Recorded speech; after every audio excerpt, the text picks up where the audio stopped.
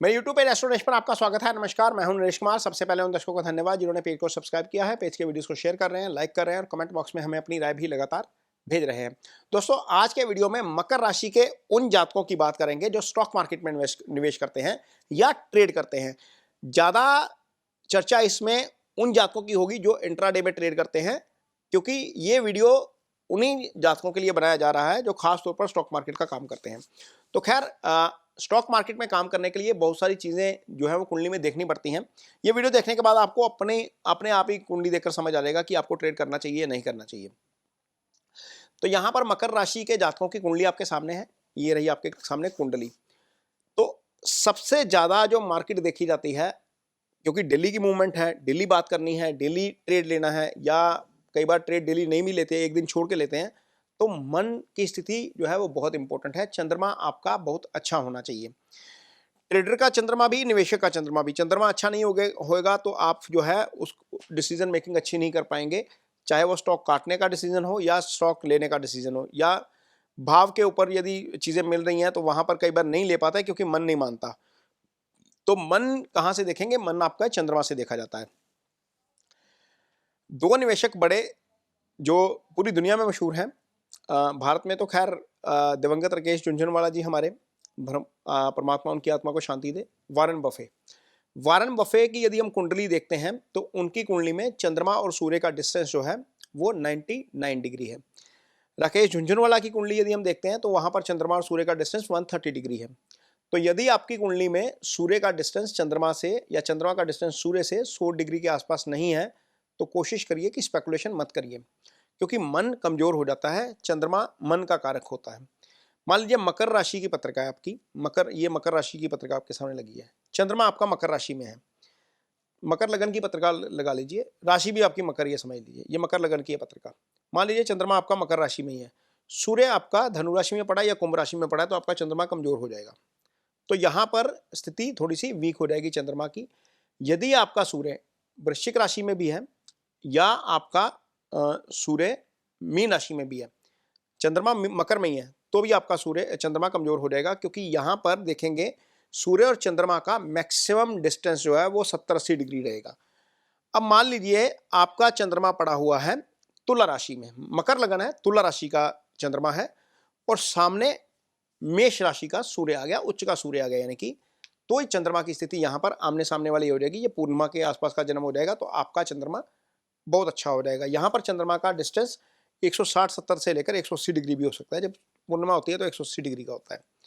मान लीजिए आपका सूर्य मकर राशि में ही है, चंद्रमा वहीं पर है, यहाँ पर भी ये गुंजाइश है कि आपका सूर्य चंद्रमा से 120 डिग्री दूर होगा।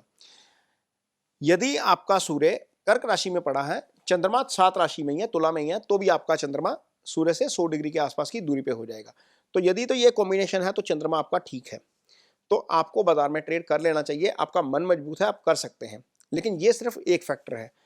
कुंडली जब बनाते हैं तो कुंडली में 12वां भाव जो होता है वो स्पेकुलेशन का भाव होता है। 12वां भाव यदि पीड़ित है तो भी आपको नुकसान होता है स्पेकुलेशन से। आप फ्यूचर ऑप्शन में काम करते हैं, आप इंडेक्स में काम करते हैं, आप क्रिप्टो में काम करते हैं, आप MCX में ट्रेड करते हैं, यदि 12वां भाव अच्छा नहीं है तो आपको नुकसान हो जाएगा। 12वें भाव में मान लीजिए शनि विराजमान है और राहु आपका चौथे भाव में पड़ा हुआ है और मंगल आपका पंचम में पड़ा हुआ है। तो क्या होगा? शनि ऑलरेडी वहां पर है, राहु की दृष्टि शनि के ऊपर चली जाएगी, मंगल की दृष्टि भी शनि के ऊपर चली जाएगी। मंगल छठे पे भी होंगे तब भी शनि को देख लेंगे, मंगल यदि 9वें में भी होंगे तब भी शनि को देख लेंगे। तो यहाँ पर होगा क्या कि आपका 12वां 3 पाप ग्रहों से पीड़ित हो जाएगा। 2 या 2 से ज्यादा पाप ग्रह यदि किसी भाव को देख लेते हैं तो उस भाव से संबंधित चीजें कमजोर हो जाती हैं। तो ऐसी स्थिति में स्पेकुलेशन मत करिए, ये आपके लिए नहीं है। दूसरा भाव होता है पंचम भाव, इजी गेंस का भाव होता है। इस भाव के कारक गुरु होते हैं। यदि मान लीजिए पंचम भाव में आपके मंगल पड़ा हुआ है और आपके 9th में केतु है या राहु है 9th में, तो मंगल के ऊपर राहु की दृष्टि आ जाएगी, ये 2 पाप ग्रहों से प्रभावित हो जाएगा। मान लीजिए शनि भी आपके 11वें भाव में पड़े हैं, तो यहाँ पर सीधा आपके 3 पाप ग्रह पंचम को पीड़ित कर देंगे। ये इजी गेंस का भाव होता है। आपको इजी गेंस लाइफ में नहीं मिल पाएंगे, क्योंकि बुद्धि विवेक का भाव 3 पाप ग्रहों से के प्रभाव में होने के कारण आप जो डिसीजन लेना है मार्केट में, चलती मार्केट में जो डिसीजन लेना है बेचने का या खरीदने का, वो एक्यूरेट तरीके से नहीं ले पाएंगे। आपका पंचम डिस्टर्ब है, तो इजी गेन्स आपको नहीं मिल पाते। तो ये तो 2 भाव हैं जिनको जरूर देखा जाता है कुंडली में। तीसरा मैंने चंद्रमा बता दिया। चौथा आपकी कुंडली में आय भाव, धन भाव और गुरु, ये 3 ग्रह अच्छे होने चाहिए। अब जब मकर लगन की पत्रिका बनाएंगे तो शनि धन भाव के स्वामी हो जाएंगे और आपके लिए मंगल आय स्थान के स्वामी हो जाएंगे। अब मंगल और शनि यदि इनके ऊपर शुभ प्रभाव है, मान लीजिए मंगल शनि के ऊपर गुरु का प्रभाव है, मंगल आपका अपने भाव में पड़ा है, 11 में ही पड़ा हुआ है मान लीजिए, और शनि आपका धन भाव में पड़ा हुआ है। यदि पंचम में गुरु है तो वो आपके 11th हाउस को देखेगा, 11th हाउस के ऊपर गुरु का प्रभाव होगा तो निश्चित तौर पर वो चीजें बेटर करेगा। मान लीजिए गुरु आपका पंचम में नहीं पड़ा, दशम में पड़ा है, तो भी गुरु शनि को देख लेगा, धन भाव के ऊपर गुरु की दृष्टि आ जाएगी। तो ये तो कॉम्बिनेशन ऐसा बन जाएगा कि आपको कुछ ना कुछ गेन मिल जाएंगे और पैसा बन जाएगा आपका। अदरवाइज जो मैंने आपको पहला कॉम्बिनेशन बताया था, मंगल शनि आपस में आप एक दूसरे को देखते हैं तो भी वो अच्छा हो जाएगा पैसे के लिहाज से। लेकिन पंचम और 11 की स्थिति में ना हो तो ज्यादा अच्छा है, क्योंकि ये भाव इजी गेन्स का भाव होता है, ये पापग्रह हैं तो थोड़ा सा दिक्कत कर सकते हैं। लेकिन अदरवाइज यदि हम देखें तो गुरु की दृष्टि हो जाए, शुक्र की दृष्टि हो जाए, मान लीजिए शुक्र आपका पड़ा हुआ है धन भाव में, मकर राशि की यदि पत्रिका बनाएंगे तो शुक्र पंचम भाव का स्वामी हो जाएगा। पंचम भाव का स्वामी होकर यदि धन भाव में पड़ा है, शनि के साथ ही पड़ा है, तो भी वो आपको मार्केट में एडवांटेज दिला देगा, क्योंकि शुक्र से असीम धन देखा जाता है। तो ये एक स्थिति बेटर स्थिति हो जाएगी आपके लिए। तो कुल मिलाकर, और गुरु का इन्वॉल्वमेंट जरूरी है, क्योंकि गुरु आय का भी कारक है, गुरु धन का भी कारक है, गुरु 9th हाउस का भी कारक है और गुरु आपके पंचम का भी कारक है। तो कुल मिलाकर यदि गुरु, शनि, मंगल की स्थिति ठीक है, चंद्रमा की स्थिति ठीक है मकर राशि के जातकों के लिए, तो आपको मार्केट में उतरना चाहिए। इंट्राडे में या स्पेकुलेशन कुछ करना चाहते हैं तो करना चाहिए।